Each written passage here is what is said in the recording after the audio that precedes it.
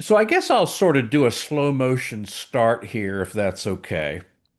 Um, I want to thank everybody who has joined us. If you end up joining late, that's okay. We will have a recording of this available on our website at ipi.org. So we'll go ahead and get started.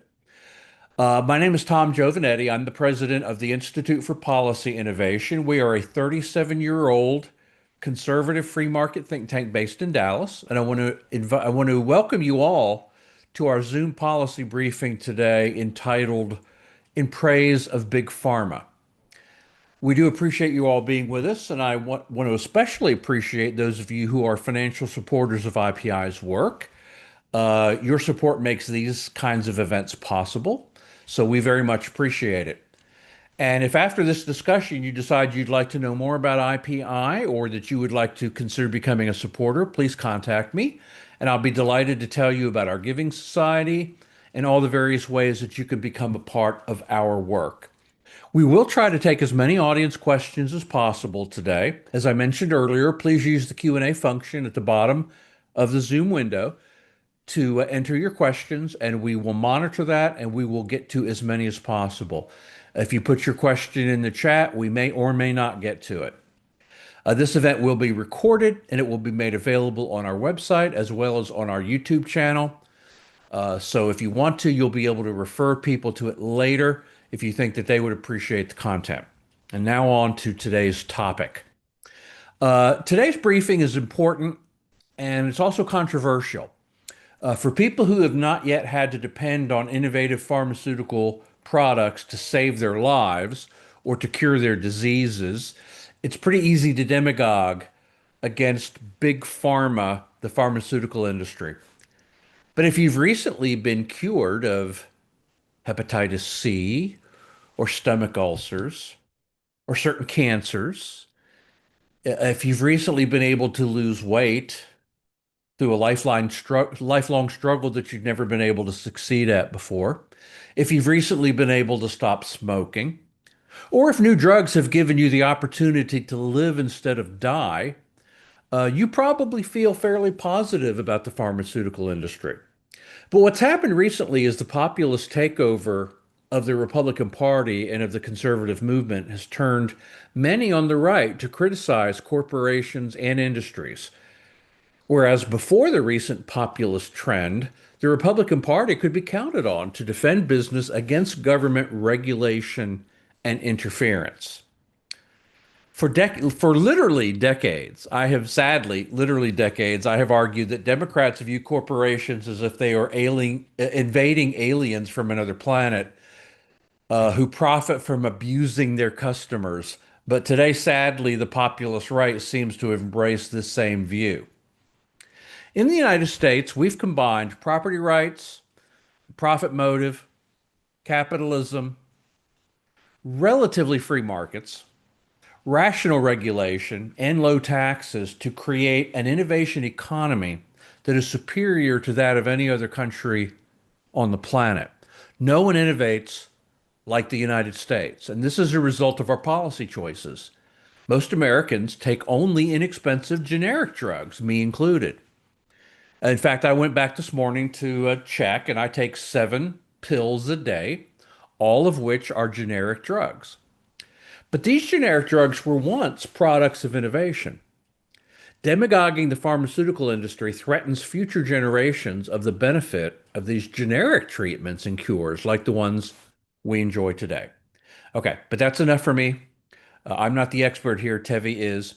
So I'm delighted that a friend of IPI, Dr. Tevi Troy, has agreed to join us today to talk about his recent major article in praise of Big Pharma in Commentary Magazine. Dr. Tevi Troy has an MA and a PhD from the University of Austin, the University of Texas at Austin, and served as Deputy Secretary of U.S. Health and Human Services under the George W. Bush administration. Tevi's done 3 previous events with IPI, 2 virtual and 1 in person here in Dallas. And you can see that video on our website at ipi.org or at our YouTube channel. With that, I would like to turn things over to Tevi Troy to talk about his article, and then we will have a moderated Q&A thereafter. So, Tevi, thank you so much for joining us. Thank you for your friendship with the Institute for Policy Innovation, and thank you for this major piece of writing that you've done. Tell us a little bit about your article and what's happened since your article has been published. Well, thanks for all that, Tom. Thanks to everything that IPI does. I'm a big fan of your organization and a big fan of you and the entire team over there. I also, I know you say that generic products were once the product of pharmaceutical innovation. They are always the product of pharmaceutical innovation. They Good come point. from innovation, and they always retain that title, despite how you may buy them with a label or a branded label or not. And I think that's important to remember. I mean, you take 7 drugs. I assume those drugs are improving and extending the quality of your life, which I think is great. And so many Americans are. I will take slight issue with one thing you said, where you said the Americans who take these products appreciate the industry. I'm not always sure that the Americans who take the products appreciate the industry. They should appreciate the industry, but it's not always the case. So that some people who are benefiting from these amazing products are at the same time railing on the industry, which is really the subject of my article in Commentary Magazine. I just want to give a quick, brief shout out to my mother-in-law, Dr. Vita Plisco, who is on the Zoom with us today and has used many of these pharmaceutical products in her practice and in terms of helping people get safely through surgeries.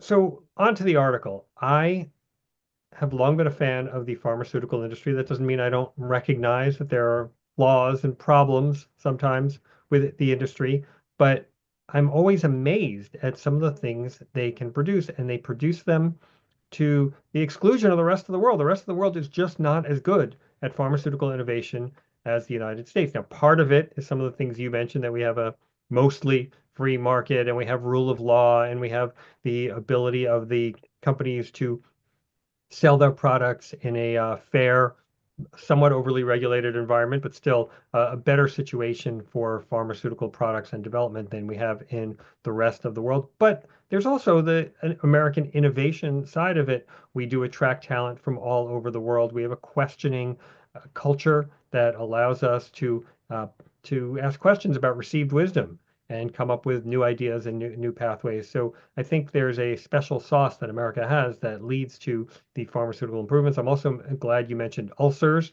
I'm a child of the 70s and 80s, and my favorite show growing up was The Odd Couple, and Oscar Madison, the slobby roommate of the neat freak Felix Unger, was always having ulcer problems because of some Mexican food that he had eaten the night before, and he would have to have ulcer surgeries. Those aren't a thing anymore because of pharmaceutical development. We now have a pharmaceutical way of addressing the ulcer issues. And there are so many other things you also mentioned. Cancer survival rates are so much better. Heart disease, statins really help extend people's lives. So there's so much more that the pharmaceutical industry provides for all of us. And And yet, I do want to yet, interject. I hate to interrupt you, yeah, but I do want to interject that so many times, and stomach ulcers are a great example, where a pill is a replacement for surgery. So it's not just an expensive and innovation, risky it's a surgery. cost saving innovation. It's much cheaper to cure something with a pill than with surgery, and it's more productive. You come back, you come into the office the next day, right? You Yep, don't have to take 3 weeks off to recover from surgery. So right. Even at high so prices, it's yeah, still so those I think who are very critical of the pharmaceutical industry from a price standpoint, the question is always, what's the alternative? you know? And in many cases, the alternative to these drugs is suffering, death, lost productivity, missing work and things like that. I'm sorry. Please no, that's continue. fine. So, but I think that leads into my point. There are all these innovations that are coming, all these miracles that come out of the pharmaceutical industry, and I think there are more to come if we allow them. I'll talk about that later. But at the same time, the industry is hated and despised and berated and attacked constantly. And I decided to look into the background of this question to see where this has happened, where it came from. Now, it wasn't always the case. I mean, if you look at the immediate post-war period, let's say 1945 to 1980 or so, the pharmaceutical industry was developing miracles, perhaps not at the rate as they did in the, let's say, 80s and 90s, but they were coming up with all kinds of great new cures, and they were largely praised even by presidents of the United States, including John F. Kennedy, Ronald Reagan. They had mostly positive things to say about the pharmaceutical industry, but things really started to turn around 1990. Now, there's a whole bunch of stuff going on in the 90s. One of them was just a discomfort in health with healthcare in general. You recall Bill Clinton's 92 presidential campaign where he talked about the problems of paying for healthcare. And this came off of Jim Carville, who was his political consultant.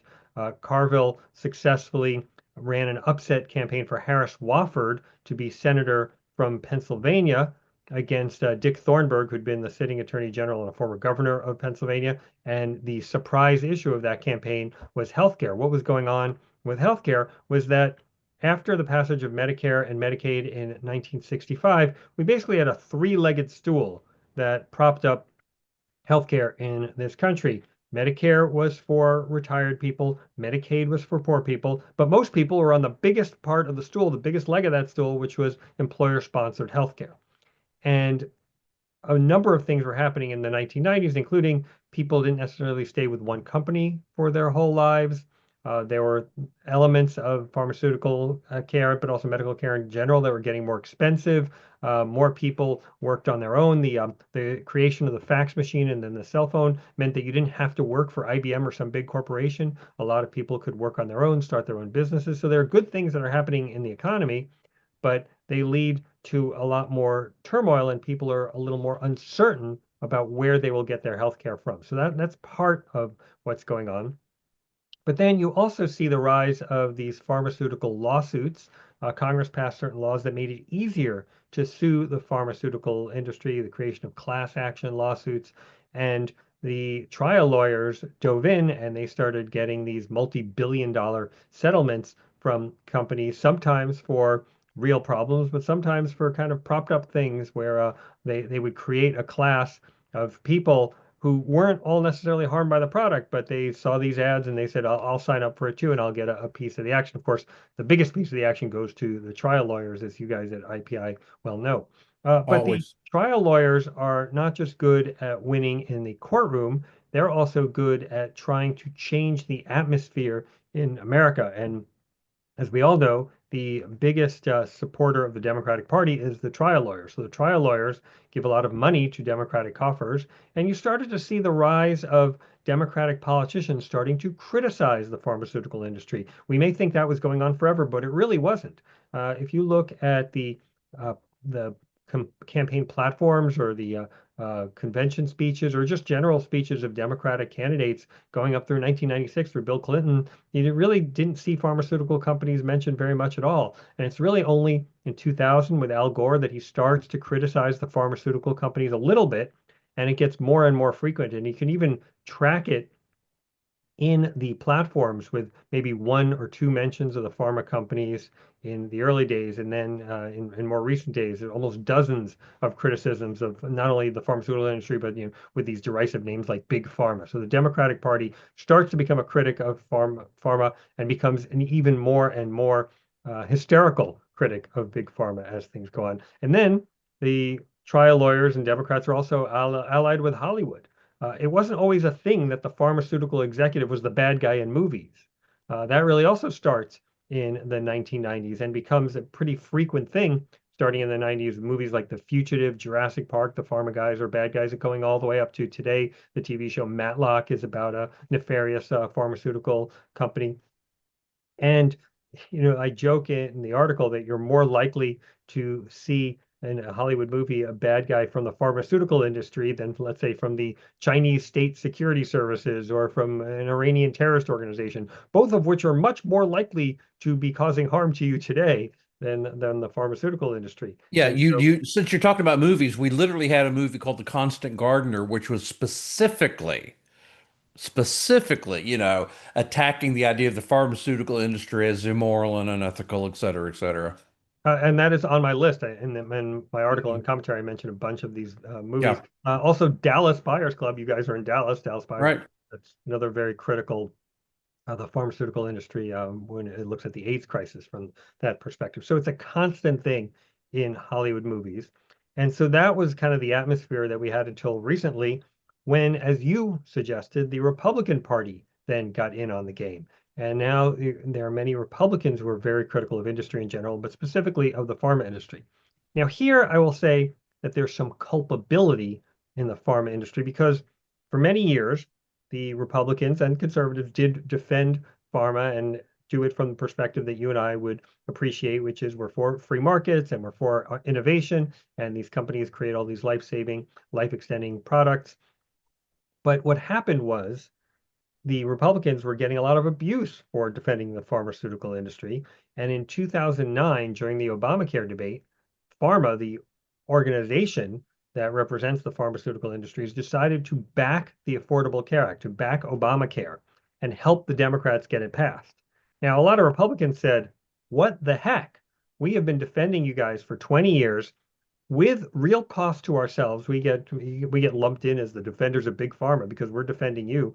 And the one thing we need from you, which is to join with us in fighting Obamacare, you completely abandon us on. And it was a very close run thing. People forget how close it was, the passage of Obamacare. And with the pharmaceutical industry on the other side, perhaps it wouldn't have passed.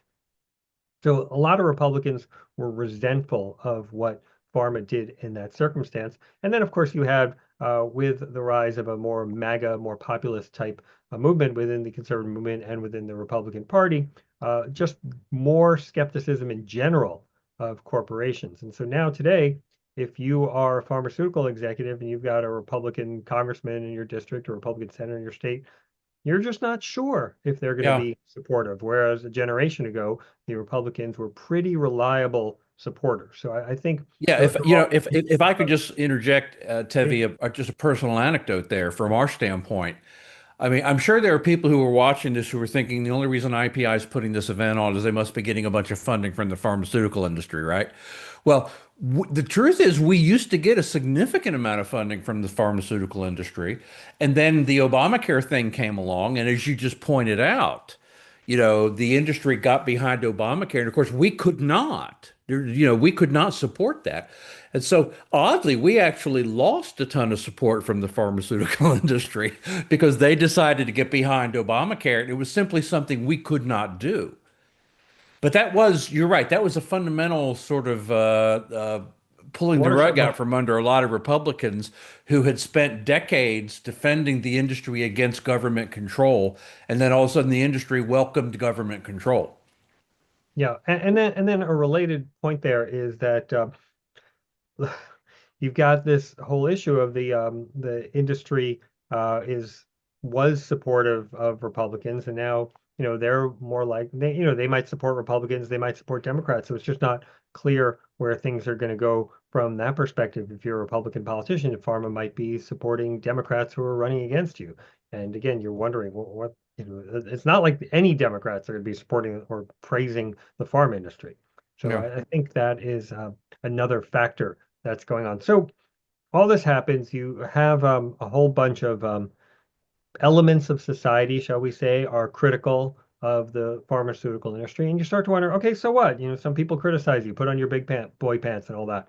Well, I lay out 4 areas where this criticism actually can have a real impact on whether we can get the pharma innovations, the biomedical innovations we need in the future. Number one is in terms of our own students. If you are a student at an American university and you're a talented, let's say, biochemist or something, do you want to go into an industry that is so reviled? Right? You might think about it and say, with my biochemistry degree, I might go into the food industry or the manufacture of textiles, or the defense industry somehow gets less criticism, I think, than the pharmaceutical industry. So there's all other things you could do with your degree rather than going for an industry that is so reviled. The second thing is 40% of our scientific workforce at pharma companies is made up of immigrants. Now, first of all, if you're an immigrant, you've already moved once, right? So there's obviously a get up and go, a willingness to move. You might want to move to a country where it's friendlier to pharmaceutical innovation. The second thing is if you're an immigrant and you have these inclinations to work in the biomedical sphere, you might not want to work in the US at all if it's hostile to pharmaceutical development. So Those are two issues. And a third is, and the trial lawyers probably don't mind this one, is that if you're a judge or a jury and you hear a case about a pharmaceutical industry, are you really going to give the pharmaceutical industry the benefit of the doubt? Maybe you'll give a much bigger reward against the pharmaceutical industry, a much bigger judgment against the pharmaceutical industry, because you've been conditioned to hate the industry and think negatively about the industry. And then similar to that, and the fourth one, and this may probably be most in IPI's wheelhouse, is if you are a regulator. Let's say you work at the FDA and there's a tough call about whether to approve a product or not. Are you going to give the industry the benefit of the doubt when all you hear is how terrible they are? And when you go home at night and watch TV and you see that they're the bad guys in every TV show you Right. watch, and every movie you go to, Or you're or not or a, necessarily, or a patent examiner, right? yeah, Same thing, right? right. Yeah. Or at the FTC or at DOJ, any place where pharmaceutical issues come up before you, or if you're a congressional staffer or a White House staffer. So uh, I think it makes it harder for the industry from a regulatory perspective when the industry is so reviled. And why does all this matter? Right? Why does it matter if we have these elements of the culture that are against it, and then all these people might make decisions that are negative towards the industry? Well, I happen to think that we right now are on the cusp of a biomedical revolution. That biomedical revolution could be unlocked by the development of AI, which can allow you to find so many more associations about which drugs could work with which ones. Also, informatics. We have the ability to assess things and look through so much more data in a rapid way. And this could also have a positive impact at the FDA. The FDA, which is always complaining that they don't have enough staff to approve products or even assess products, they can use AI to look through so many more applications and so many more documents. So those are all positive impacts. And then we've also unlocked the human genome, and that gives us all kinds of possibilities. So we have so much more scientific knowledge now. We could potentially be on the cusp of this biomedical revolution. And Yeah. these things that I When talked you about in the combine when article, you and there's combine one point, is could be impediments to the development of that biomedical revolution. I will now let yeah. I'm sorry to interrupt again, but when you combine AI, when you combine the fact that we've decoded the human genome, when you figure in tools like CRISPR and things like that, it really does seem like as you say, we are on the cusp of a situation where we can literally address genetic-based problems. And, I think probably anybody who submitted their cheek swab to 23andMe or whatever found out that there are particular things that they are that they are genetically inclined toward, right? That are things that are more probable because of their particular genetic profile. And I think we're at the point of really genetically customized medicines, and AI is just going to accelerate that, just like it seems to accelerate everything. So yeah, this would be a very opportune time to elevate the industry and those things rather than demagogue against the industry.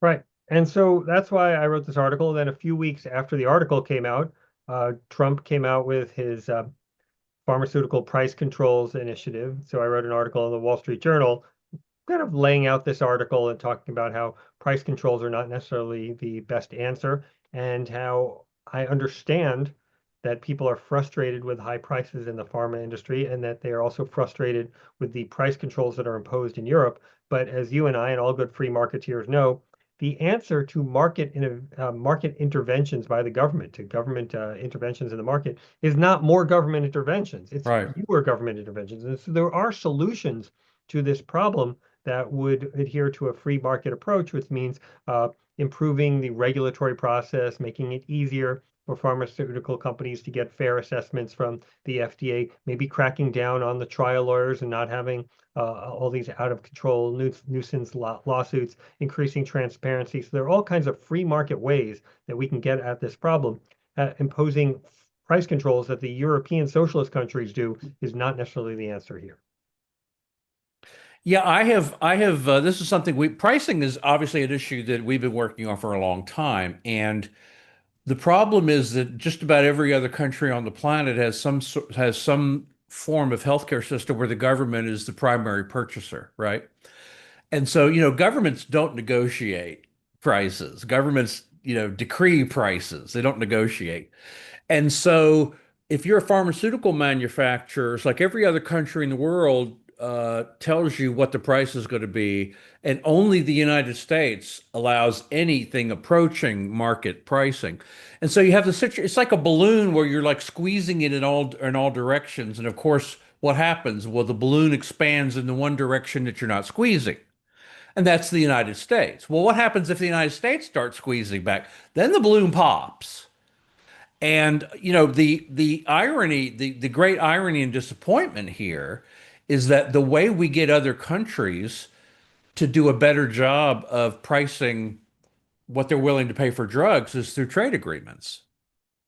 And of course, the Trump administration blew up trade agreements. We had the Trans-Pacific Partnership that literally had a chapter in it on drug pricing, that anybody that signed on to the Trans-Pacific Partnership was going to have to essentially agree to pay more of their share, for prescription drugs. And so the first thing Trump does in his first administration is blow up the Trans-Pacific Partnership, and now we're complaining about the price of drugs. So what's our solution is to go with price controls. Well, no, that's what two wrongs don't make a right. Well, 250 wrongs don't make a right either.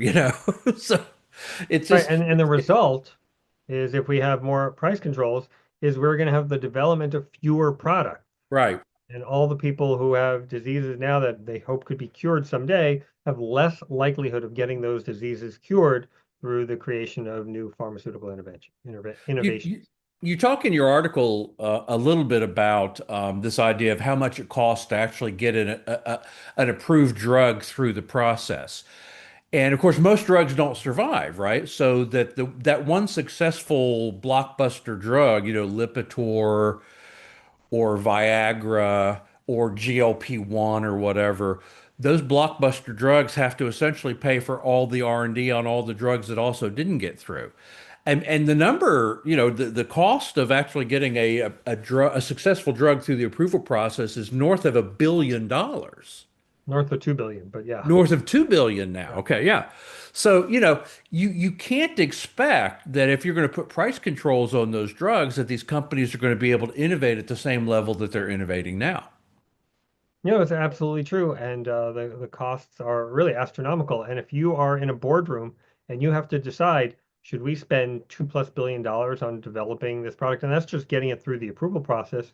Or should we put the money in gold bars, S&P 500, whatever other investment Right. you like? They might think, it's safer just to invest the money rather than to put it into this very, very cumbersome and very unsure process. Yeah, it's again, it's this like, what's the alternative, right? And I mean, we've seen, we at IPI have been sort of following these issues for 20 plus years, and we've seen the industry say, you know what? There's too much risk and there's too much regulation of vaccines, so we're going to get out of the vaccine business. And it required congressional action because we went through a period where vaccines were simply not being researched and developed. And it took congressional action to incentivize companies to actually return to that. So, I mean, with all the complaint about, well, pharmaceutical companies, they only care about lifestyle drugs. They're not trying to cure diseases. They're just trying to help men have, longer and bigger erections or whatever. A lot of that is driven by the incentives that government puts in place or the incentives that government disallows, right? And so if you want cures, if you want vaccines, if you want all of these things, you have to not create such a regulatory structure or a pricing structure that the companies are like disincentivized to go that route. They have other alternatives available. They can go other routes. Yeah, and I mean, you raise the whole issue of pricing in general. I mean, they say, why can the pharma companies make the prices so expensive for a product in its first few years after it comes to market? Well, the whole system is created where the government doesn't allow you to even put it on the market unless you go through their rigorous and expensive process. And Yeah. so it costs billions of dollars to get the drug through. You have to charge that money just to be able to recoup the cost from that. And then the trial lawyers can sue you to death. You don't think those trial lawyers, hundreds of billions of dollars that have been imposed on the pharmaceutical industry, you don't think that's priced into the product you get? So next time you open a pharmaceutical pill bottle and you look at the price, think, well, maybe the trial lawyers bought you that high price rather than greedy pharmaceutical companies. And I've got this one great quote in the article where a pharmaceutical executive says the high costs of the products is not greed, it's math. Yeah, I mean, the ability to do or not do math seems to be a bigger and bigger player in these public policy disputes. You mentioned in your article though that, when you hear about drugs having to go through drug trials and things like that, don't make the mistake of thinking somehow that those are paid for by the government. Or don't make the mistake of thinking those are paid for by the FDA. The companies themselves have to bear those Yeah, costs. there's 2 points that are important here. Number one is yes, the companies pay for the trials that the FDA imposes more and more rules, and there's no disincentive to the FDA to imposing more requirements on the trials because the FDA is not paying for the Right. trials. The companies are, so they don't care if they impose more costs on the industry. The second thing is, and this is related but not the same, which is people think that we are paying for the drugs because we do pharmaceutical research or biomedical research via the NIH. And it's true, the US taxpayer pays $47 billion for research at NIH, but that is not to create the pharmaceutical drugs themselves. That the applied research that goes to creating the drugs, that is all done by the pharmaceutical companies.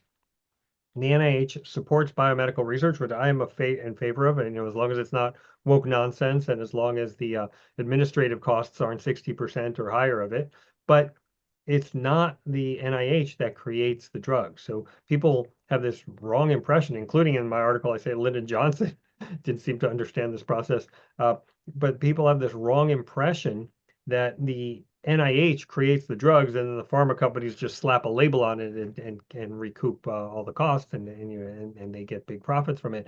And it doesn't work that way. Yeah. Well, look, Tevi, it seems like we've morphed into the moderated Q&A I'm part, but ready. I want to give you a chance to just sort of like sum up, and mention anything you think we haven't talked about yet in your article, and then we'll go on to sort of the formal sort of a Q&A section. Yeah, look, this is something I've been thinking about ever since I was Deputy Secretary of HHS, and I saw all the ways that government intervenes in the biomedical development process, whether it is they determine what gets looked at via new research at the NIH, and then obviously the FDA has to do the approval process, and then you have agencies like ARC and CDC that determine when and where the drugs can be used. And so the pharma companies have to have an eye on government at all times in everything they do. And it was actually instructive in terms of the development of my recent book, The Power and the Money, which is about big business executives and presidents. And I really understood this principle about how much these companies, and especially their top executives, need to look at what government is doing in order to be able to make a go of it in the mostly but not completely free market system that we have here today in the US. Great. Thank you. I have a bunch of questions, and then we have some from our audience already. So why Bring them don't we on. start with that? So I'll take the moderator privilege to ask you several questions, and then I'll go to our questions from our attendees. Um, we've already talked about this idea of international pricing and other countries paying their fair share. But I want to make sure people understand specifically this is what the Trump administration is calling a most favored nation, MFN, most favored nation pricing system for drugs. And the idea is that the United States should not have to pay more than the lowest price that is paid by a developed nation. Now, we've already talked about the fact that these other countries all have basically single payer government systems. And so they already have price control. So we're indexing our free market prices to their price controls.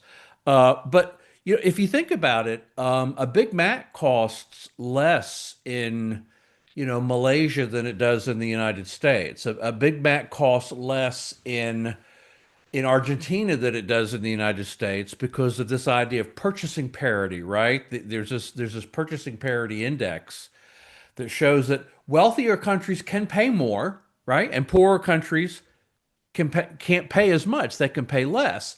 But that doesn't mean that it should be cut off from the supply. So it's a very common thing for companies to engage in differential pricing based on different countries' ability to pay. Is it fair to think that that sort of differential pricing should also apply to pharmaceuticals? I don't know if it's fair, it just is, right? I mean, there is a Yeah. situation that a company wants to sell a product, they know they're not going to be able to get that amount from a less wealthy country, and they have to make a decision about whether it's worth it to them to sell at a lower price in that country. Uh, there are all sorts of factors that go on, not just the purchasing power of each country, but also do they want to get in good with that government? Do they have certain contracts with that nation? How important is the PR that they get from providing product to that country? So there's a lot going on there. But the basic fact of the matter is people came to the U.S. for a reason because we are a land of liberty and freedom and markets and innovation. And if we just import the bad policies from other countries, then that we're not going to be what we are, and we're not going to be able to reap the benefits of what our system provides. So related to that, um, we as policy people are very familiar with this idea of the law of unintended consequences, right? And it seems like anytime a law is passed, anytime a regulation is passed, there are always unexpected consequences.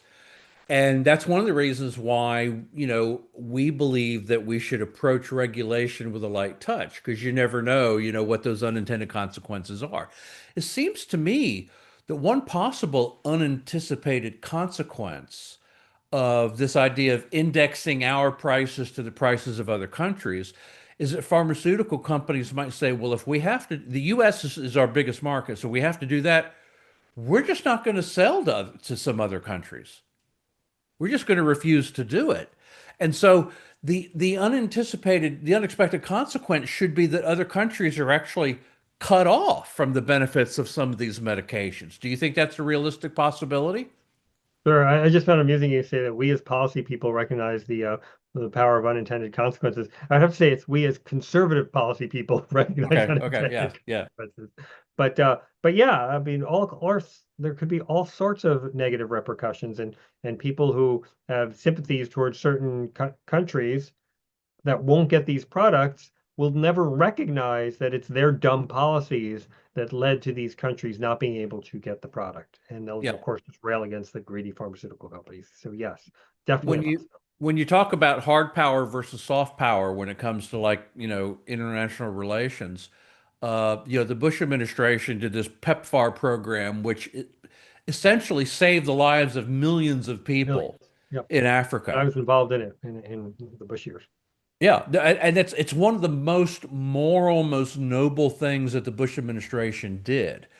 And when the United States is saving the lives of millions of people in Africa, that is going to make people in Africa feel positively disposed toward the United States, right? So imagine the United States, imagine under like an America First banner, the United States, passing a rule on pharmaceutical products that essentially says, okay, well, you know, if we have to sell that product for X price in the United States in order to also sell it to Mozambique, we're just going to cut off Mozambique. We're not going to sell it to them anymore, right? So Yeah. it just seems to me that there's a cascade of harmful possible effects that come from this idea of importing other countries' price controls into the United States. Yeah, I mean, just think about with minimum wage, for example. Well, let's make the minimum wage $50. Okay, great. You can make the minimum wage $50, but all kinds of people, including at-risk youth, are not going to be able to get any job because you've made the minimum wage $50. So yes, the law of unintended consequence applies here as in so many other areas of public policy. Okay. Okay, several more questions. You mentioned this in your article, and it's something that we at IPI did several research projects on several years ago. And this is this idea of pharmaceutical advertising, right? I think I think anybody that watches, 3 hours of TV during the day is going to see more pharmaceutical ads than they probably want to see, right? I mean, like the jingle from like the Wegovy commercial is like embedded in my brain, and it drives me up the wall. And there are a lot of people who have argued that, for instance, pharmaceutical companies should be banned from advertising. And we banned tobacco companies from advertising in most of our media because of the idea that tobacco was harmful. But now people are making an argument that we should ban advertising for prescription drugs under the assumption that that's what makes them expensive, right? The advertising is what makes them expensive. And when we have looked at this, we find that the advertising is actually, a very minimal part of actually the cost. I mean, no one makes a product and then doesn't market it, you know. But the primary cost is not the marketing. The primary cost is the R&D, and it's the development, and it's the manufacturing. So, what would you have to say to people who are saying drugs would be a lot cheaper if we just banned them from advertising? Oh yeah, I agree with you that it would not reduce the price significantly. But I have somewhat complex views here that you may or may not agree with. First of all, the idea of banning pharmaceutical advertising is for years we just didn't allow it. It was not allowed in the U.S. until the 1990s when we started to say you could do it. And from a First Amendment perspective, I think we should not ban it. You should allow people to advertise products.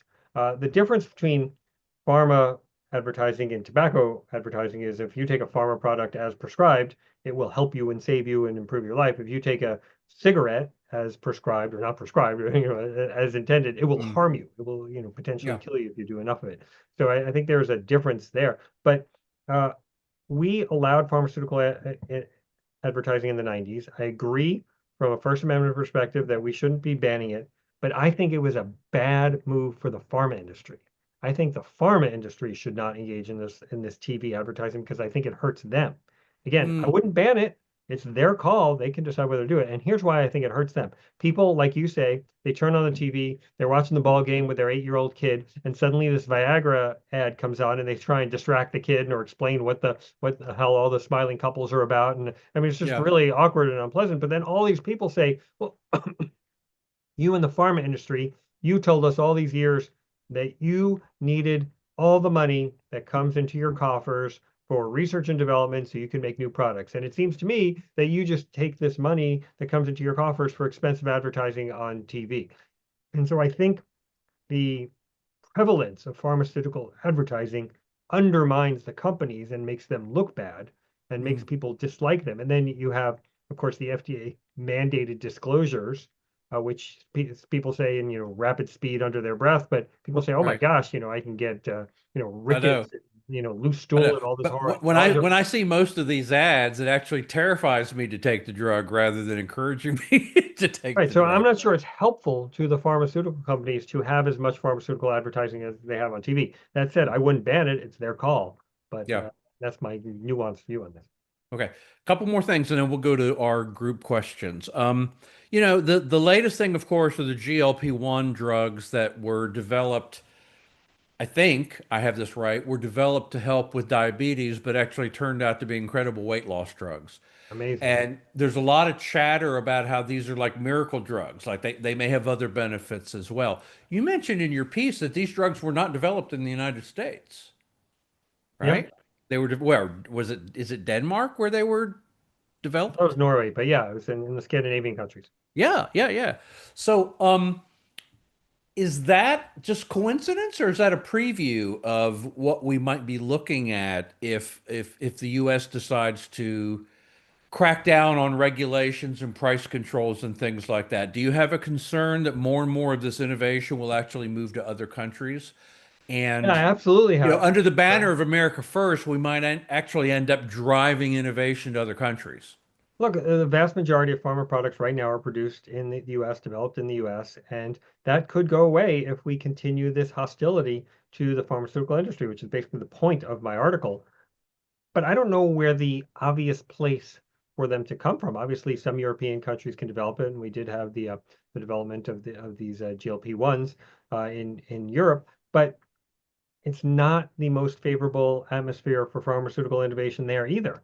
And then some people say China, and obviously China is ramping up with all kinds of research scientists and they're paying all kinds of money. But China, for some of the reasons I mentioned earlier, may not be the best place to develop new products either because they definitely want to do it. They want to encourage it, but it's still an authoritarian place.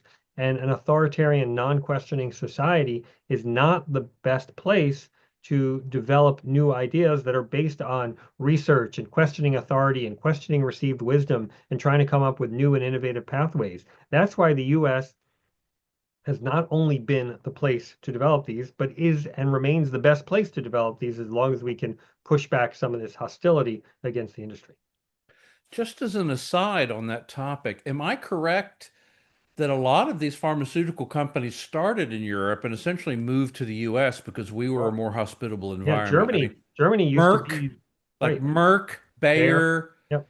Sanofi, you Right, Germany used know, to be the home of pharmaceutical development until Europe was just less friendly from a market and innovative standpoint. And as our friend Sally Pipes' new book is all about this subject, where she talks about how the Europeans used to dominate pharmaceutical development, but they let the U.S. take it over because the U.S. has a more innovation-friendly environment. And one of the things I'm taking up in kind of the mantle of kind of beyond what Sally's saying is that yes, we did a great job of taking over that industry because we had the right atmosphere for developing new drugs. But if we remain hostile to the industry, we may not be able to continue that in the future. yeah, we don't have just like a genetic right to have that industry here. It came here from somewhere else because we were more hospitable. And if we become less hospitable, we risk it moving somewhere else. Right. Or that it not happen if other At countries, all. Yeah, yeah, for a yeah, variety of reasons, are either not hospitable, like the European countries, or not conducive, like the Chinese. I mean, I mentioned earlier that statistic that 40% of the scientific workers in pharma are immigrants. It's not like you have people clamoring to move to China so that they can take advantage of, free speech, a lack of free speech and repression. I mean, yeah, people don't want to move there. People want to yeah. move here because of freedom and economic opportunities, and we need to maintain that atmosphere. This is not on my list, and it just sort of popped into my head, so there's great risk at me floating it. But we know that China is trying to transition from a copycat economy to an innovation economy. But we also know that for various reasons, products from China very often cannot be trusted. They could be adulterated. We've had many episodes in the US where people were poisoned, where pets were poisoned because of poor quality products from China. Uh, it seems to me that there's a real downside to pharmaceutical innovation possibly moving to China because of the trust factor. I just don't know. I don't know that I trust a product from China as Yeah, well as I yeah. trust a product from the United States. Right. It's not just trust. First of all, I think they're less likely to be able to create that innovation culture. Second of all, there is the trust issue, and there's really scary things go on in generic world, and a lot of it does come from these authoritarian nations like China, but also Russia. Also, Hezbollah funds a lot of its operations through the development of these fake generic drugs that Mm, would actually kill you. Yeah, a lot of drugs in that you'll find in Africa that are administered are fake generics that actually don't have the healing properties they're supposed to. yeah, So, so there's the trust factor, there's the innovation factor, and then the third is, do we really want to have China to have a stranglehold over some new therapeutic that we might need in a crunch in the yeah. future? So let's say China develops a new drug, but because of hostility to the US, they don't want that drug to be sold here, or they limit the ability to sell it here during a difficult period. That's not what we want either. Okay. So my last question opens up a can of worms, and that is vaccines.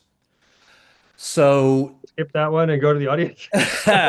well, some of the audience questions are about vaccines too. So, um, we went through a period here in the US where companies had just decided that developing vaccines was not worth the risk. And so the federal government said, this is not good, right? We need to be continually developing vaccines. And so there were several several regulatory and legislative changes that were made that encourage U.S. companies to get back in the vaccine business. And of course, you have COVID come along. There's always been an underground rumbling of distrust of vaccines, but it's been highly marginalized. COVID comes along. Um, I think I got two COVID boosters personally, two COVID shots. Um, we were we were either led to believe or we assume that the COVID vaccine works like so many of our other vaccines, which is you get it and then you're like safe and you're immune. And it turned out, no, it gives you some protection, but it doesn't actually, give you 100% immunity.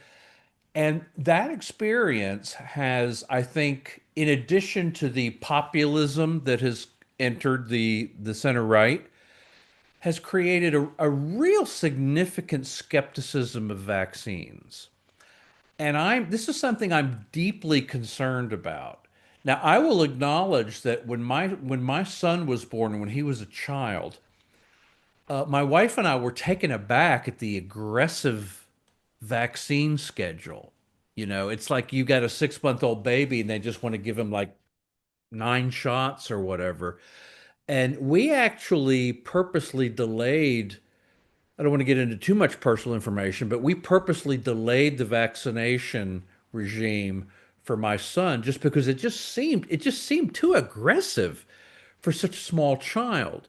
We did eventually make sure that he got all of his required vaccines, but not until he was maybe 12 years old. So it did seem very aggressive to us as parents, but we were not skeptical of like the basic fundamental idea of a vaccination. We bought into that. But we see now on the center right an enormous amount of skepticism on just the idea of vaccines in general. Yeah, I don't know if it's the Um, center right, but definitely on the right. But look, when I was at yeah, HHS, it wasn't that long ago, it was, 15 or so years ago. Uh, when we were worried about vaccine criticism and vaccine hesitancy, we did an analysis, and it tended to come in towns like Boulder, Colorado, and Ann Arbor, Michigan, kind of liberal college towns where there's yeah, a real skepticism of the yeah. It used to be a progressive left thing, not a right and thing. now it's more on the right. Look, I think vaccines have been a huge innovation, having been incredibly helpful to human improvement, human advancement, to saving lives, to eliminating very deadly diseases, including polio and mostly measles, although it's come back a little bit, mumps, rubella, that kind of stuff. So a lot of benefits to vaccines. I also think there was some benefit to the COVID vaccine, but the way in which the government pushed it and said that even if you're a young, healthy child, you should be getting that vaccine, which is just not correct. I mean, I think the COVID vaccine was and currently is best used for older people who are more vulnerable to the disease.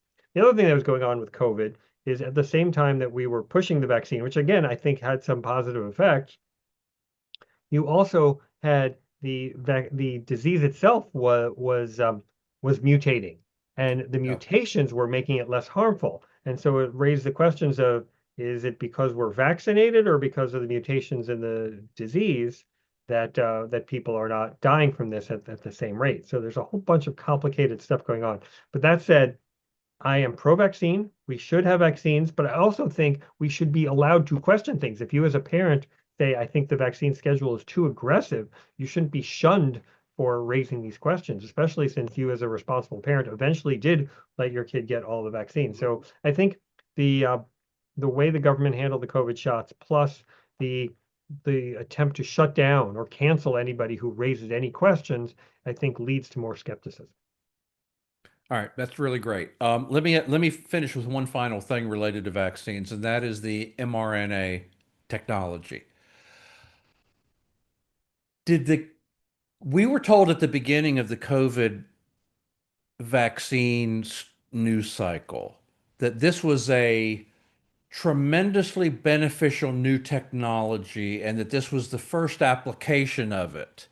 But there are going to be down the road, it turns out that this idea of mRNA based vaccines are going to be transformative. They're going to be used against cancer and all kind of things like that. Was that oversold, Or is that something we should still be optimistic about?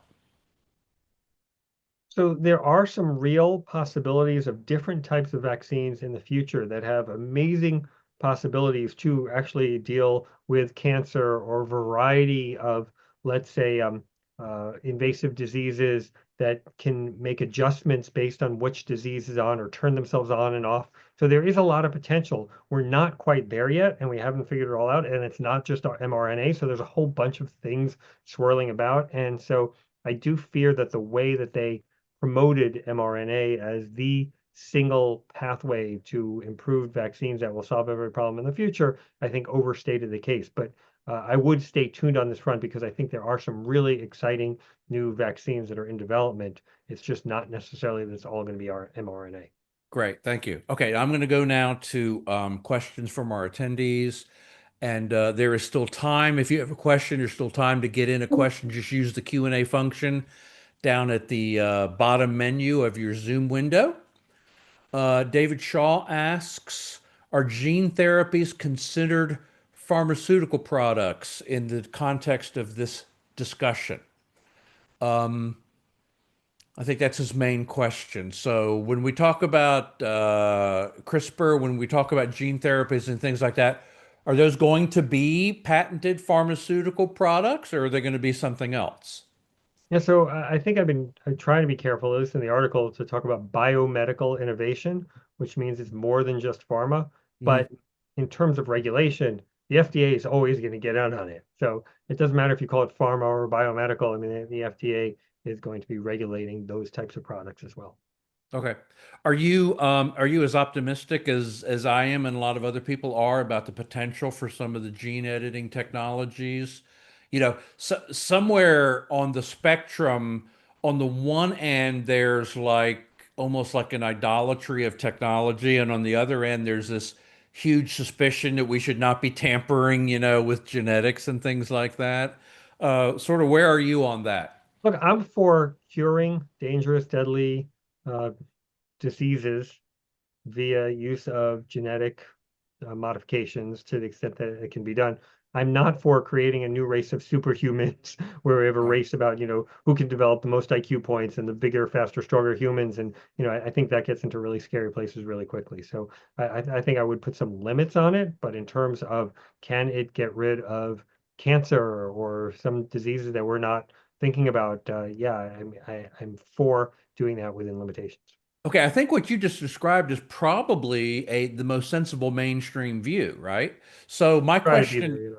so now my question is, but who regulates that? You know what I mean? Because I don't, are there regulations in place now that would preclude people from doing gene therapy for IQ or eye color or gender or, you know, early baldness, early onset baldness, or something like, you know what I mean? I mean, are there regulations in place for that? Is that something we need to regulate? I think there are actually some limitations, but I'm not sure they're necessarily government regulations, but there Mm. are kind of conventions on issues like this, and that may be the best way to handle it. There's So, self-regulation and best practices. right, or international agreements. Okay. Okay. All right. Very good. Wayne Stoltenberg says Big Pharma has unquestionably done great things that have benefited humanity. That said, it seems like the balance between sane, cost benefit oriented government regulation and pharma innovation has been lost. As an example, why is big pharma and government regulators still pushing COVID vaccines and boosters to the healthy segment of the population, particularly children? So this sort of goes back to something we talked about already. I think Wayne and I are on the same, the same Yeah, page. yeah. Sounds like you agree with Wayne. Yeah. There's no reason for the government to be advocating or pushing COVID boosters for people who are not in a high risk category, right? I think that's absolutely right. Yeah. Okay. All right. Very good. But if grandma in the nursing home wants to get that and sees it as a good form of protection, I'm for that. So Yeah. Yeah. these a lot of these drugs, and this is we've been talking about better ways to target drugs for the right person. Personalized medicine, it's Right. called. I think we really need to have some not only some humility, but also some wisdom about how we go about this. It's not just, oh, we have an mRNA vaccine that addresses COVID, let's force everyone to get it. It's let's have the right people who need it take it and not necessarily require others for whom it may not be the right thing to take, may not require them to take to it. I should mention that IPI 2 years ago did an earlier Zoom briefing with a gentleman, and I can't remember his name, but he was involved in the Trump administration effort to develop a COVID vaccine, and he sort of tells the whole story. And if people are interested in that, they should go back and check that out. We never found out though why the COVID virus seemed to omit young people, did we? That older people are more susceptible and younger people are not. Did we ever get an explanation for that? I don't know if we got a perfect explanation, but in general, younger people often have stronger immune systems than older people, and I think that's part of what's going on.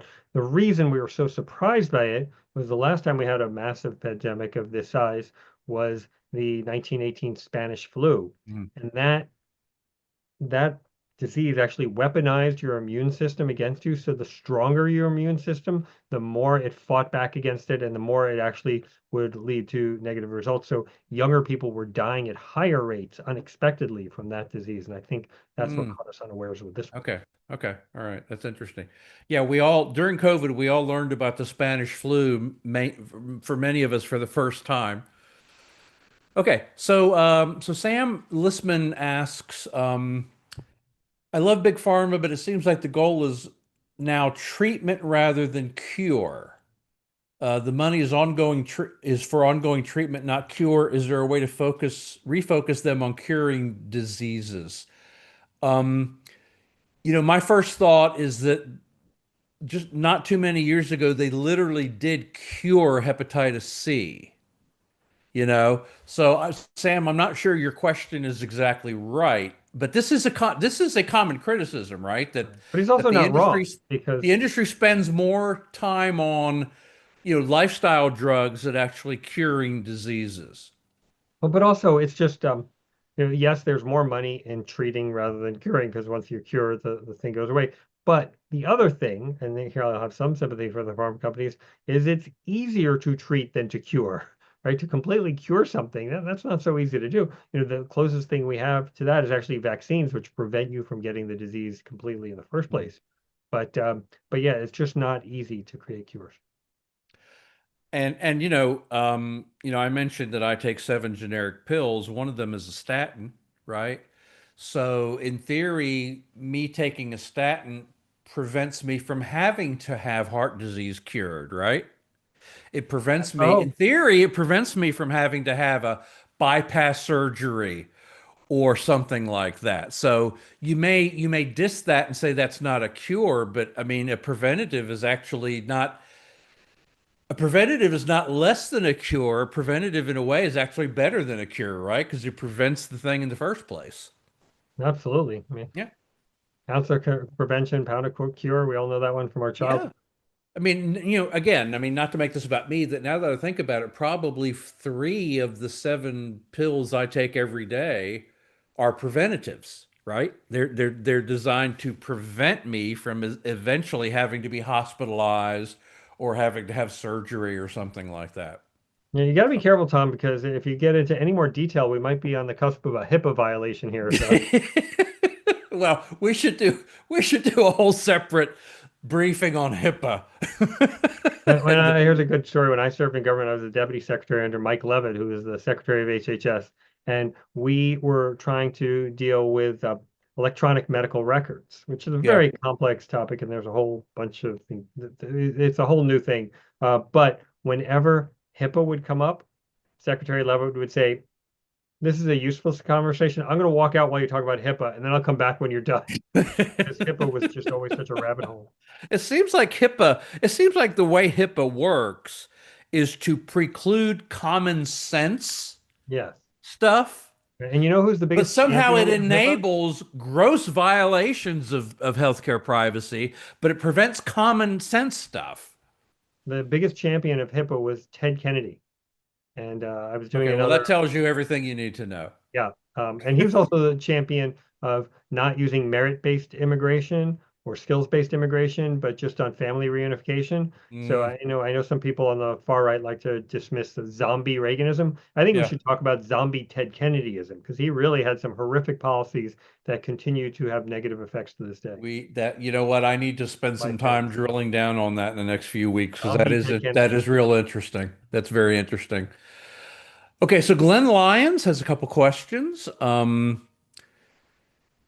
Regarding pharma advertising, I think you're missing the big reason we should all advocate for it. Without it, physicians have essentially a monopoly on pharma options. This is a very important point that Glenn makes, that giving consumers information, right? I mean, the from a free market philosophy standpoint, markets don't work unless people have information, right? And to the degree that people do not have information, I mean, markets work better the more information the consumers have. On the other hand, I can certainly understand doctors rolling their eyes when a patient comes in and says, "Hey, I saw a commercial for so and so, and I want that drug." You know, Yeah, so Glenn, if you're getting your information from these pharma ads, you need to find a better source of information because they are misleading at best, or they're they're kind of gauzy, or they're not direct. I mean, so true information is not coming from those ads. But I will say that we are now in a different spot today than we were in the early 90s because 1997 is when we started allowing pharmaceutical advertising. The internet was nowhere near what it is today. So yeah. there is plenty of information out there on whatever product you may want to take without having to rely on pharmaceutical advertising, which does break this monopoly of information that doctors may have. Yeah, I mean, it is. I mean, I'm sure almost everybody probably listening in today has done a web search on, I'm having this particular problem, what are the available treatments? And Do yeah, it I all mean, the time. that we have all of that information available to us.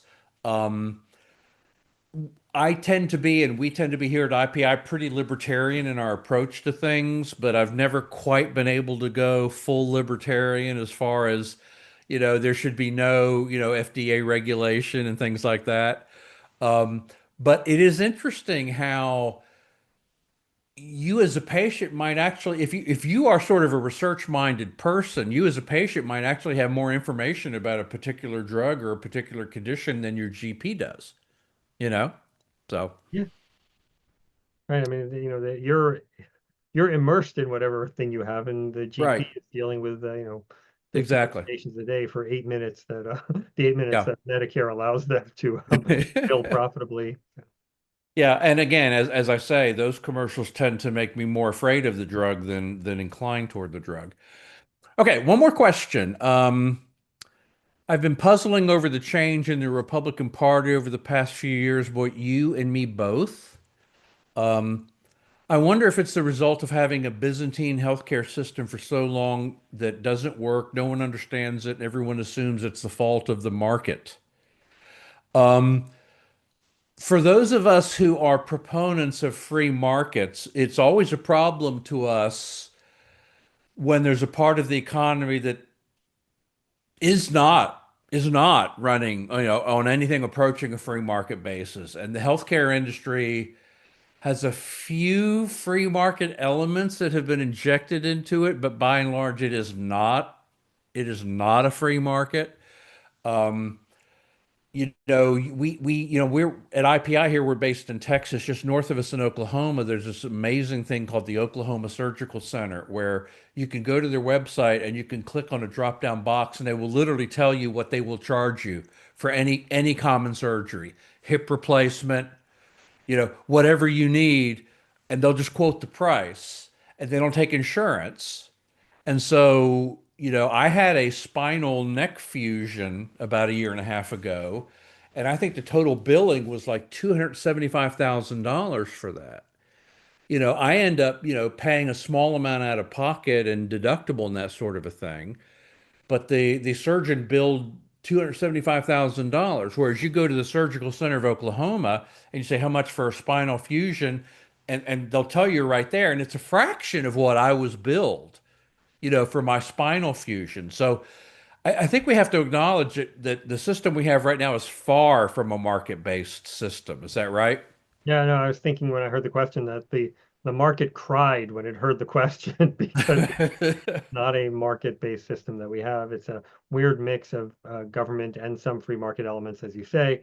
And the government spends about half the healthcare dollars in this country, and more and more people are covered by some kind of government program, whether it's Medicare or Medicaid or S-chip or Obamacare. So yeah, and then even if you look at employer-sponsored healthcare, that comes with a heavy tax subsidy Right. that goes to the employers for providing the healthcare. So government's involved in every aspect of healthcare in this country and not necessarily to our benefit.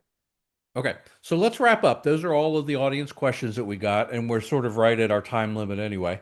So let's wrap up with um, let me try my summary and then you react to it, okay? No industry's perfect, no law is perfect, no regulation is perfect. But as a general rule, the American approach toward the pharmaceutical industry has been a net positive rather than a net negative. And populism's skepticism and criticism of the pharmaceutical industry is short-sighted and misplaced. Agree or disagree?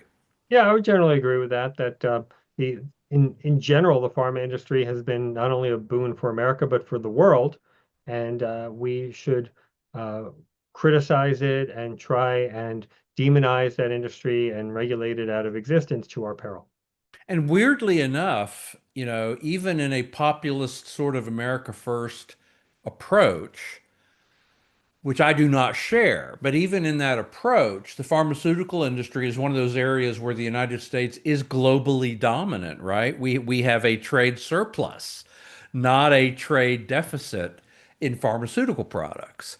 And so this is I mean, if you believe that it is somehow better for the country for us to have a trade surplus in an area rather than a trade deficit, that would make you more positively inclined toward the pharmaceutical industry rather than negatively inclined. It's no doubt that having a powerful, productive pharmaceutical sector in the U.S. is good for America. And I wish that many of these armchair patriots would recognize that. Very, very well said. Tevi, thank you so much for joining us. Uh, IPI really appreciates you and values your friendship with us and the scholarship that you do and the work that you do. Thank you for carving out some of your time for our audience, and I really appreciate that. How can folks follow your work if this event makes them say, "Holy cow, this Tevi Troy guy is as good as Tom said he is"? So how do we follow You him? can How can follow me people on follow you? X, formerly Twitter, at Tevi Troy, Tevitroy. You can sign up for my articles, my mailing list at tevitroy.org. You can buy my books, including The Power and the Money, which is my most recent one, wherever fine books are sold.